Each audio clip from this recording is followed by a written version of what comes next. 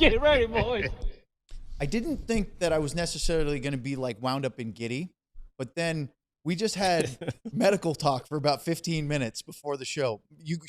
This should be a supporters club video. Oh, because He was probably recording. he probably was. But we were getting ready for a first colonoscopy, experiencing colonoscopy, frequent flyer miles at the hospital. I mean, you name it, running the gauntlet. It should be fun. Let's talk about hockey now. Stars pregame show with the Minnesota Wild and the Dallas Stars in St. Paul. We'll do that right now.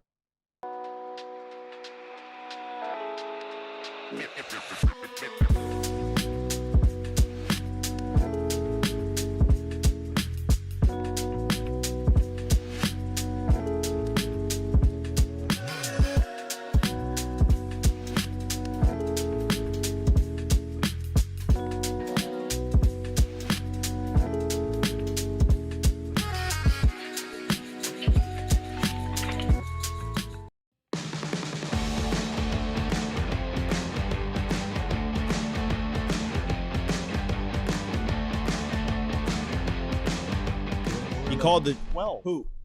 Luds, I censored myself, This Ryan. is the DLLS Stars pregame show. We're in trouble tonight because I think we're already lost focus and we're having fun. Craig Ludwig. I don't have any chapstick. Sam Nessler. Without chapstick. It's chaos. I have to go to CVS. I don't know what you got to walk all the way. That's like a 10-minute walk. I'll take your scooter. I didn't bring it tonight. I bet you could use Mando. For my lips? Yeah. Lotions. It's not just preferably deodorant. not a used stick. Your balls. Well, not the one that Ralph. Not Ralph's stick. Ryan Vodder's our producer. Before we get into everything, two things. One, T.O. already in the chat saying he is a colonoscopy veteran. So good on you for taking care of your health. Thank you for your service. I mean, he's done it before. Actually, thank you for your service. Sounds like he's done it a few times. I'm thinking that I'm a rookie. I have yet to do it, but I have to do it. One of these guys that volunteers to do it? Like once a year he does or it monthly. Yeah. And let's talk about hats. Because, well, somebody else might be dressing down to get scoped. Your hats don't have to, or your head doesn't have to be cold. Or stylish. Check them out. Hat collection of all new, 4 different varieties. When I woke up. All DLS ones. And I believe the Cowboys DLS one, which is not on that screen, is also still available. So check those out. No, I had Hit us up, alldls.com. I had like a paper towel on. You had the gown on. All right, guys. I look good in those I knew gowns. that was my fault because we got into a riveting conversation and then we just couldn't just cut it off. We had to keep going. Let's talk Don't about. cut it off. No. That's not part of it. No, let's talk about Dallas Stars hockey for a minute. As we had a show yesterday, right? Was it yesterday? Yeah. I don't even remember what day it is anymore. Every day this week. Yeah, except for tomorrow. Including Sunday. The day off tomorrow for both us and the team. It's oh, no, definitely not Luds, a day off. you actually, so Not the for you. players could Not have a for day you. off. You have to work. But let's talk about the lineup here as we take a look at the Stars group on defense, Ryan, because that's the expected change. And Sam, I know that you're rapidly hitting refresh to see if Mike Heika sends us any word, because if everybody is healthy, and I know this season that sounds like a very big if, Vladislav Kolyachonok will come back in the lineup and Kyle Capobianco will be a healthy scratch. But if you listen to Glenn Gulletson earlier today, Capobianco or Coco Cabana. See, Lud's Coco's just easier to say. He might play anyway. Why? Yep. Someone, he did not say who, but one of these other defensemen is dealing with an illness right now. So game time decision. They do not know if he'll play. I hope, obviously, whoever it is plays, but I also hope it's not Thomas Harley, because this guy just got back in the lineup. Before he left for injury, he was out with an illness. Then he was hurt. Now he's back. I hope it's not him that's ill, but there was a possibility of someone who's fighting an illness a little bit. I did not get any word from Mike who didn't skate at morning skate or anything like that. They didn't have one today. They didn't have one at all? Well, I mean, the Minnesota Maybe just broadcasters. optional. So Joe O'Donnell, who's the radio guy for the Wild, I've known him forever. We were in the UHL at one point together, way back in the day. Well, he was in Idaho. He was ECHL. It doesn't matter. He said the Stars didn't skate this morning, so I don't know if it was an optional or an out-and-out nothing. But they have no idea who the extras were or anything like that. Yep. So, Yep. And Gully's interview, as he's done a few times, was at the hotel. It was not at the So rink. it was definitely So either we don't fully know. optional or not at all. Yeah. Yeah. These teams fighting it. We know they have a day off tomorrow. I wouldn't be surprised if they change their practice Sunday to either optional or day off as well. They need rest right now. Let's We've talked about it before. Gallagher Champ says, before colonoscopy, always make the doctors show their identification and credentials. That's probably a good thing, right? Make sure that you're actually meeting a real doctor. Don't just be doing it under the bridge over there. And 2, I thought we were done with this. yeah, we are. But Gallagher Champ was. I mean, you can pull up the comment if What you'd do we like, got Ryan. a diagram now too? Yeah, Well, we pull have, up what? We have actually. Oh. You remember you said there was a video? We have the video of yours. So, but the serious part now is how important it is it for, especially because everybody was playing well, for Glenn Gulletson and his staff to keep the guys that are being healthy scratched now with some reinforcements still playing and up to speed and not sitting out too long. Well, he said that right from the beginning. He goes, he is not going to let his players rot on the vine, and so I love it. Yeah, I mean, I shouldn't say that. If you're one of the, I don't know, what would you say, the middle, I don't know, 4, 5, 6. I don't even know if you go 4, probably more than 5, 6. Yep. You could be rotating in and out. So I shouldn't say I love it. I don't play anymore. So I love it. I mean, I like it that they're keeping guys in the loop and they're keeping them, whether it's going to be 3. I don't know how long that's actually going to last, but, and right now they've got a few extra there, more than the normal 1 or that 0 you would see there, or 0. Yeah.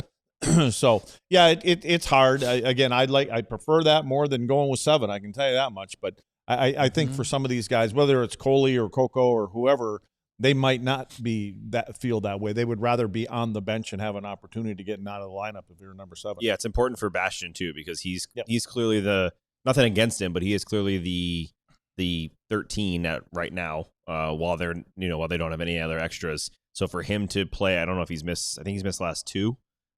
Maybe 3, but if for him, that pretty much means you're not going to sit for 15 games like we would have seen maybe last season with Brendan Smith or other guys like that. So it's good for the guys they have because it keeps everyone engaged. And they, as we've already seen, they're going to need these players, whether it's in the playoffs or it's because of injury. They need to keep them in there and fresh, and they have enough depth to do that right now. So it's a good thing.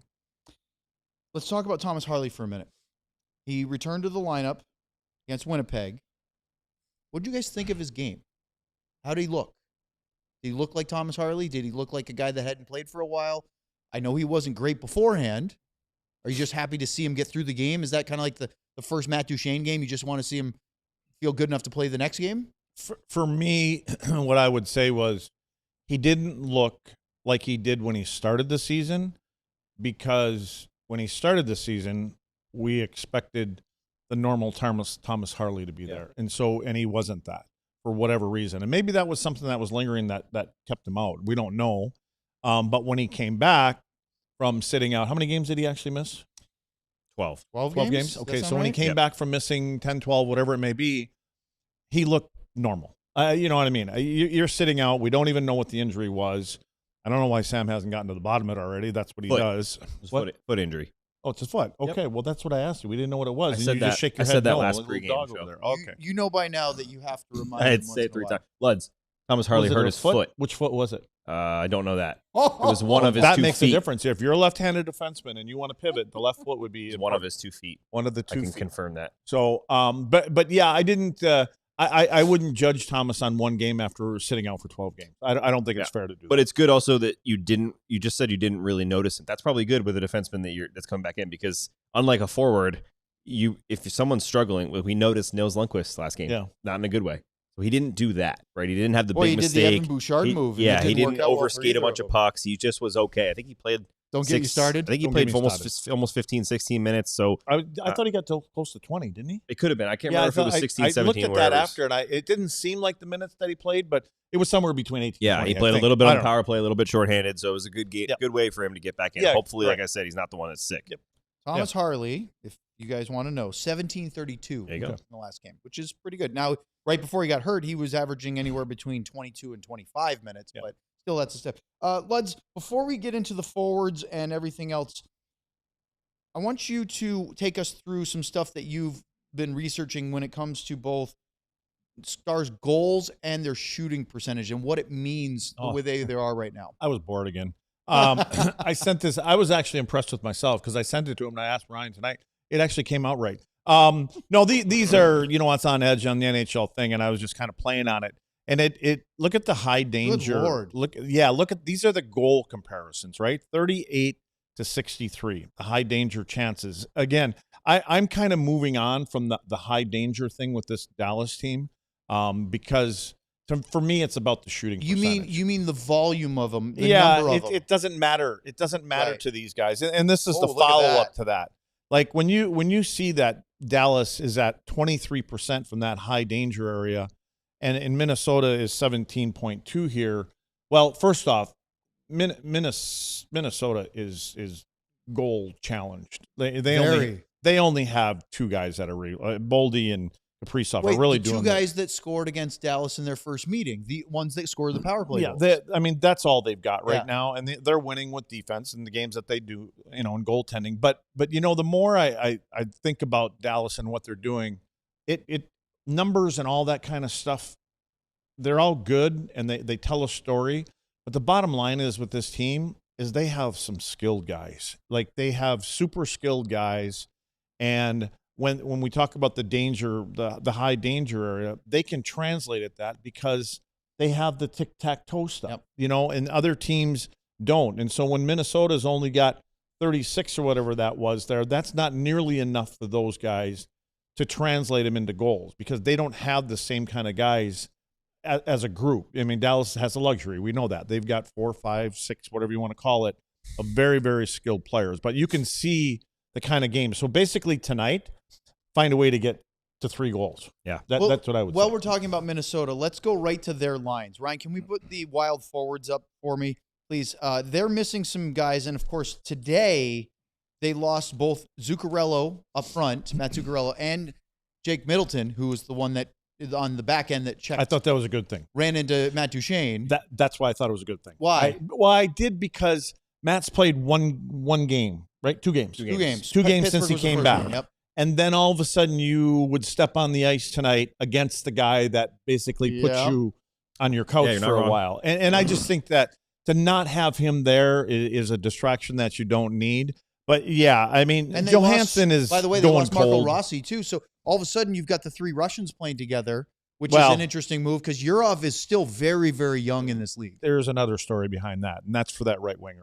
That's for that guy playing on the right side right now to keep him happy. He's not doing anything, and they are and his kid is one of our goalies here. They are trying to find a way to get Tarasenko going. To move on. I see.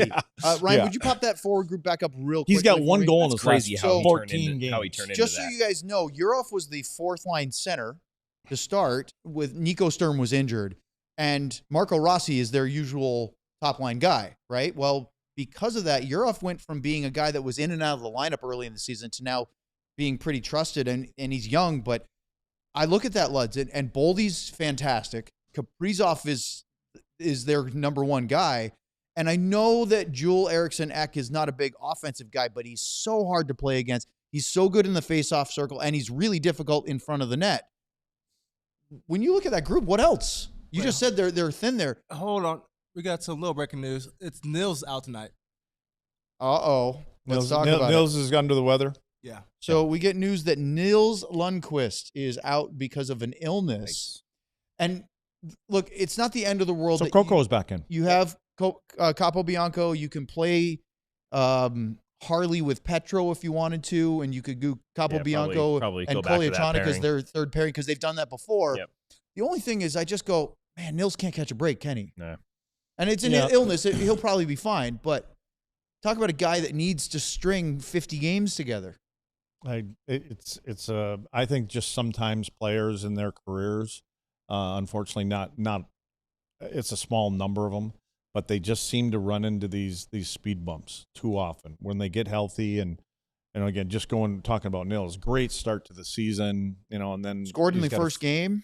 foot injury, and that keeps him out. Then he comes back and he makes one little boo-boo the other night, but then all of a sudden you'd like to get him back in the lineup and get him to put that behind him, and now he's got the sniffles or whatever it is. Sam, Matt Zuccarello, when he was acquired at the deadline years ago for the Stars, and then Was that fun? And for 2 periods in Chicago, Yeah. looked unbelievable. And then he blocked a shot, broke his arm, got a shot up in the playoffs to come back, but he wasn't, fully healthy. And then I don't know if it was for not wanting to give up a first rounder or they were worried about his health.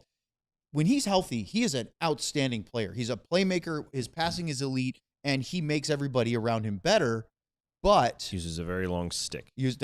but he can't stay healthy, and he's of course not getting any younger. And he just went on the IR again. And John Hines said, "Oh, it's going to be more than day to day," which is just. Mats is a good dude. I liked having him here. He was a good player. Great for the Rangers for so long. And he and Kaprizov have great power play chemistry. And as Led said, they're goal challenged. But I just don't know, as you sit there and look at Zuccarello, how you can count on him at this stage. You can't. And that's the tough part. And Led just talked about players. That there's unfortunately a lot of players that have just a ton of issues. I hear the Mavs show talking about it every time I come in here for our day shows, but with Anthony Davis. Like, look at that. I know a Mavs player. But for Zuccarello, it's one of those guys, and it's tough too. Not that you're ever rooting for anyone to get injured, and you're not, but there are guys where you're extra rooting for them to be healthy, right? When they're just a good teammate, good leader, great in the room, works hard, and Zuccarello does all those things. But as we just talked about, this Minnesota Wild team, it's a lot of similarities between the Dallas Stars team, where following a lot of their writers, they're playing so okay kind of hockey where they're not doing super well, but they're getting results. Their goal challenge that's an understatement. They are not only not scoring goals, but if you look at what Dallas is doing, which is shooting percentage, expected goals above what they're supposed to get, all that stuff, Minnesota's bottom in the league in all those things. So any of the luck Dallas is getting when they're maybe not playing their best, Minnesota's not getting that luck and not playing their best. So I'm shocked they're winning games. Isn't Zuccarello's stage name or nickname the Norwegian Hobbit? Is it? Yeah. I don't know. Is he from? He's from Norway. He's Norway. Yes. Yeah, it's the Norwegian That's Hobbit. incredible. Well, he's like That's Sam. been out there for a few years. I think he's my height. Over his. I think he's my height. Yeah. Yeah. Wow. Yeah. You know what? He and Kaprizov are very similar to. I pull it back a little bit, but are very similar to Rantanen and Wyatt Johnston. Yeah. They have that kitsma. You know, they've got that, Yep. and so they miss each other. Up next, we're going to talk more about the Stars and Wild. We've got some interesting stuff from John Hines, the Wild head coach, to get into next here on the DLS Stars Pregame Show. Ryan, I think we should start with the face-off. Let's get the face-off collection because it's still around here. So, and we're going to rapidly move on. But there is the green shirt and the black shirt, the one with the 2 stars on it's the black one, and we've got that one all figured out. But now we've got to go to the hats. And I've got a bone to pick here with the hats.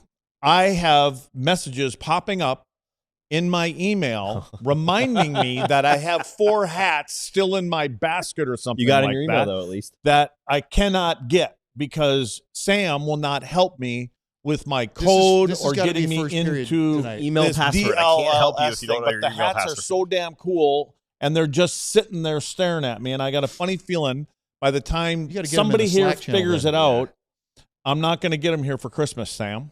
So, I don't know your email password. I can't. I don't help you with either. that. I can't help you with that. well, there's got to be somebody here that's And you can't reset it because it's a company password. So, here's- it says, here's please the other contact question. your does the company administrator listen or to our whatever. show? Well, they must listen to our show because they were complaining about our commercials being too long or something like that. So if you're out there listening, Luds needs help with his my email. Technical difficulties. Yeah, put that big that barcode cat across. swinging down there. So I've been waiting to here's get the that other out. suggestion before you get to support. Not mine though, because mine are right balls If you're up. worried about it before Christmas, why don't we try with one of ours and then you can Yeah, we just could do that. pay us back?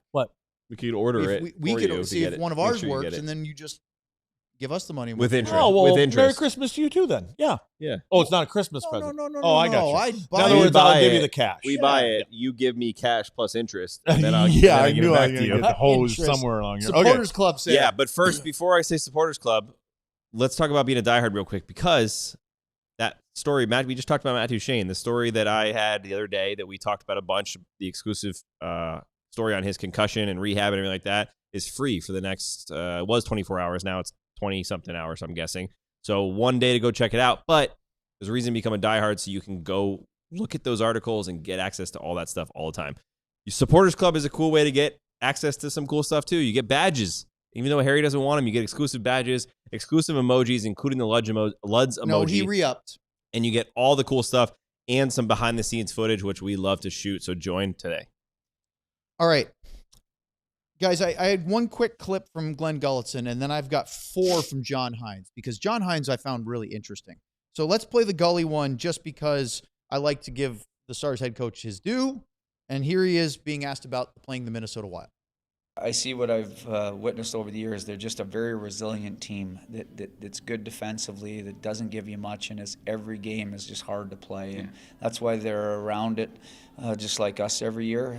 They've got players that know how to win and grind, and it's going to be a good game. Do you like the rivalry? I mean, obviously the fans get into it more. Yeah. I don't know than actual players, but the two teams have gone against each other in the playoffs, and they kind of have a history. Yeah, no question. I could feel it. Even the first time go around when I was here, there's a history between the two clubs, and having met, so it's an interesting matchup. But right now it just seems that we're in such a grind that every game it just looks like 2 points hanging on a tree. So you just kind of it doesn't matter who the opponent. So he's been the head coach twice, 2 different times with the Dallas Stars. But I don't know because they didn't have the playoff rivalry like some of the other Stars coaches have with Minnesota. So I don't know if he has lived and breathed the rivalry that we've seen. Luds, they're playing tonight wearing their thirds, which are the Minnesota North Stars colors. To be clear, the Minnesota Wild are a different franchise. They are not the North Stars records. In fact, that's the Dallas Stars.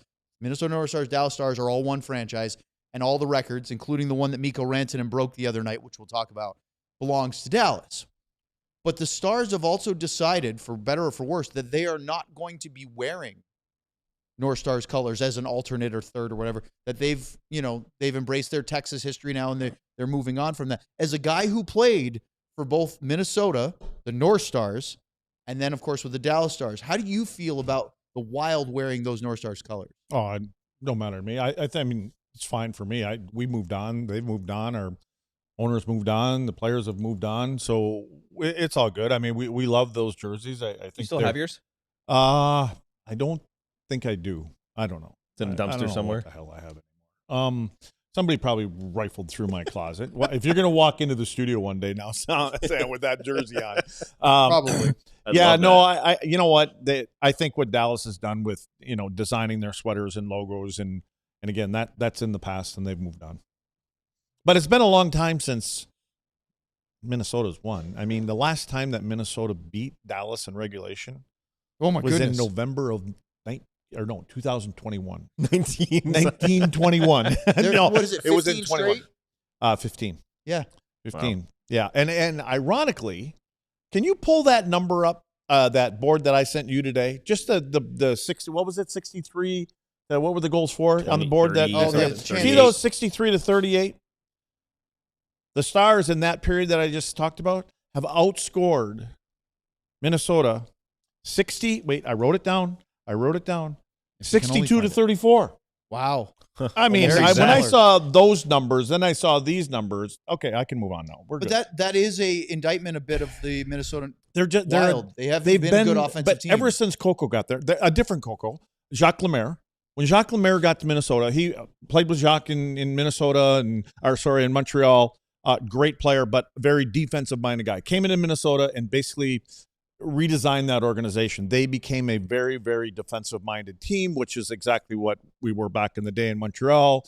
And their goal was to be 2 goals or less against in a game. And that's how they actually moved on and got better. And so that foundation really has never left this. I don't think that organization, No. very different than here. Now we score goals. And I think Bill Guerin wants to change that a little bit, but it's taking time. And Well- he was handcuffed with those contracts for a Yeah, while. that's apparent by giving Kaprizov the money that they gave Yes. him. And to me, that's obviously he's a great player, but it's about being entertaining too.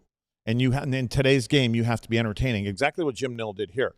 He understands that part of this game is entertaining the fans, and not just giving up 2 goals a game and having 2-2 games, 3-3. Yeah, I mean, they're things like that. second in save percentage. They're getting it from both their goalies, Yeah. and Yes. that's about the only reason they're still winning these games. All right, let's go. Apparently, What's the that? Wild wearing North Stars colors tonight. Yeah, did you know that? I thought that's why you said it. It is why I said that. Yeah, okay. I got it. I want to play the Brad Sham drop now. As I just said. As I just said, we literally talked about it like 2 minutes ago. That's Ryan's okay. Yes. not paying attention. Thank you, Ryan. It's good because we don't listen to each other, so it's nice that the producer is Yeah. joining in with that. Thank you very much. You got any chapstick, Ryan? I didn't want to say as I just said because everyone will Right. think I'm just being a jerk to him, but it's a ticket drop and it's hilarious. But anyway, let's see if we can rifle through these. Ryan, we'll go to number 1, which is John Hines talking on facing the Dallas Stars. They're a very good transition team, so they like to push on possession coming out of their own end. I think in the neutral zone, there's a lot of quick ups and they have a lot of fast players. So when you play against that, you need to make sure that when you don't have the puck, if you're in forechecking structures or neutral zones, that you do have good structure and you don't put yourself in vulnerable situations where they can get odd man attacks or stressed attacks. Now, he was asked a follow-up by Kevin Gorg, who's their sideline reporter, about dealing with the Stars' attack. Here's what he has to say about the Stars' offense specifically. They have some game breakers, on their team that I think when they get opportunities to score, they don't need many. But they're good off the rush. They can make some plays there. They can penetrate. They do a good job in the offensive zone of getting into the inside of the ice, whether that's for tips and rebounds or if they get you in some similar to the power play, if they get you in situations where, say, there's a shot and puck retrievals, there's a quick strike attack, that they can do. And then when they have those situations, they have guys that can put the puck in the net. Okay, and then a couple questions later, he was asked about the Stars' power play. So these are all sort of 3 different clips, but all talking about the same thing. So get your reaction after this. Well, one, I would go back to even Gorgie's question. I think that they have some game-breaking players there, that they have some natural goal scorers. So whether it's 5-on-5 or on the power play, that's where they're deadly. I would say that when you look at the strengths of their power play, they are good on their breakout and they can score off the rush.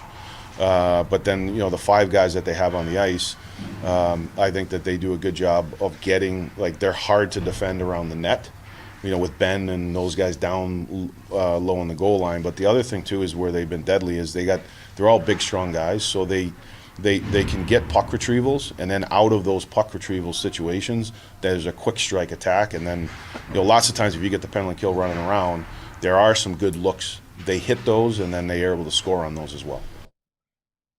You could have just used one clip. I know. You did not need all 3 clips. I like the dude has said the same thing every time.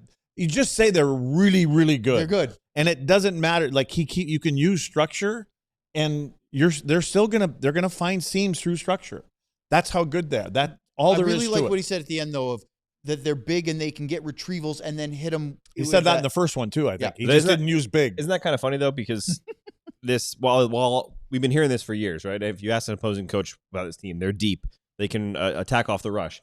We don't often hear they're really hard to defend around the net, because we've pointed out in years past they were not hard to defend around the net. So that is something that they've added to the other things they've been doing for years. Yeah, and it's the reason, when you look at numbers and you look at any of the analytics and things like that, they're at the top of things going on in their own zone. And, we're looking at Jake and Casey, what they do. There's still breakdowns, and there's always going to be, because there's other good players on other teams. But for the most part, that's why you can talk about transition. When you hear the word transition, it means we're going down to their end of the rink, and they're breaking up the play. And then they have guys that can move the puck really well through the neutral zone, and then they come in front of our net. And then they're really good right there because they have skilled guys that can pass the puck into the net. And then, God forbid, we end up taking a penalty, and then we get on the power play. They're going to score. They don't need a lot of chances because they just wait for their opportunity, and they just need that little tiny seam to open up. I went back and watched the second power play, the Jason Robertson goal against Winnipeg. Ooh. That whole power play. They win the draw, then lose the puck. It gets cleared down. But then once they got back in the zone, it was just a clinic of patience and moving. Didn't you have the number of passes? I did. Oh, yeah. It was 20. 13. No, it ended up being somewhere in total before they scored. It was close to 30 passes. Yeah. Close to 30 passes before they scored. And the puck never left the zone. No, they just kept moving around. I think Wyatt took a shot. It went wide. Along with that, those little plays, though, it's about the 50-50 battles. Like when they did have an opportunity or they lost it, they won the battle to get it back. That's those retrievals. And again, they just move it around. And again, you know how I'm all about the perimeter, but I'm shutting up because they only need a couple opportunities, but they have it figured out to where Wyatt takes the shot from the slot. You got Robo on the back door.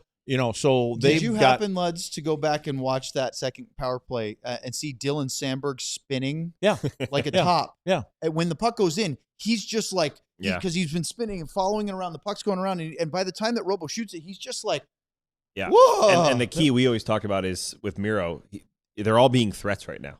Right, that's the key. You can pass it around all you want, but if you're just passing around the outside, standing still, it doesn't matter. They're not going to do anything. Ovechkin, but each one of them stepping in a little bit, drawing someone and moving it. That's when you really start to get people spinning. When you talk about that, Sam, when the the team that's killing the penalty, they want to play that diamond, right? But when Miro's a threat to shoot, now it's different because he used to just move it around the perimeter, right? Now that guy at the top of the diamond, he has to hustle to get back to the front to get in front of Miro because Miro's now taking a shot. Yep. When he sees the crack, Miro lets it go. And that's what starts to break things down.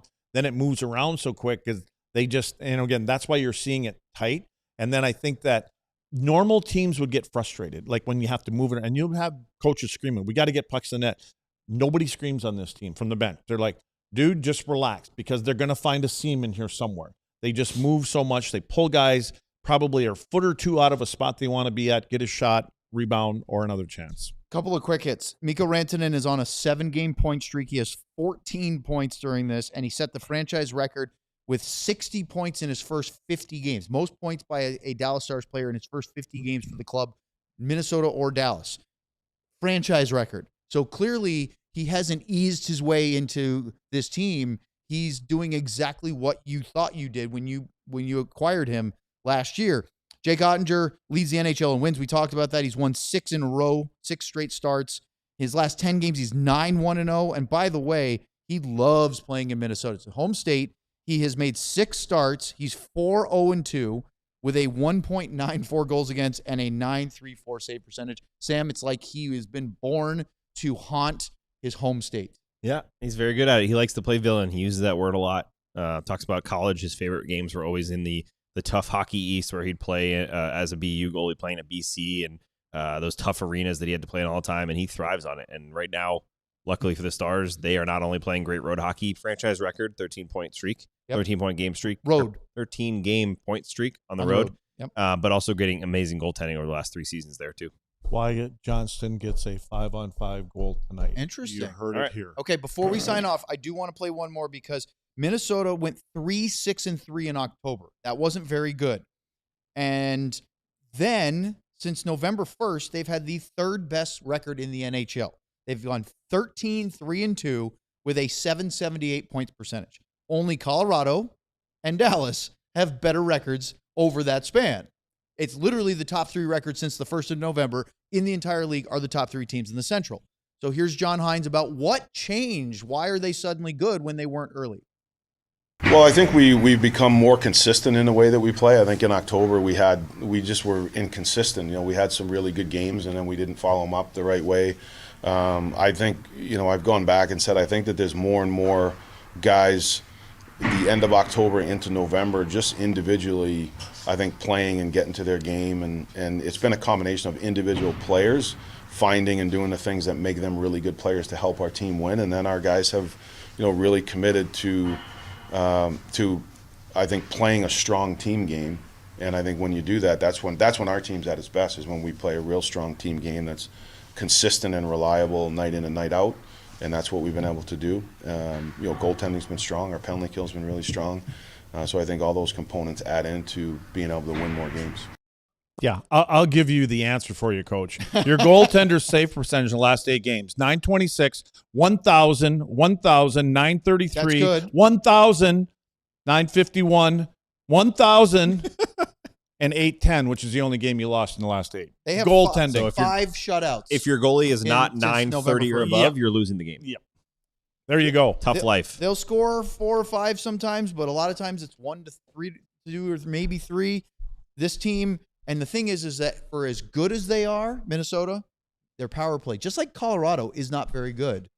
It's their penalty kill is elite, and their goaltending. Why is your penalty killing good? Goaltending. Goalie. All right. Post-game show to follow. Run them early. Run the goalie early. Let's do it. Stars. We've got Gustavsson. Oettinger. Thanks for watching. There's my little buddy. There's our buddy. You can even see where the teeth marks were in the back of his neck there. Poor Lucky. But he's still fine. He's running around outside. Everything's good. I believe that they are going to crush these guys tonight. We all silly like the mayor.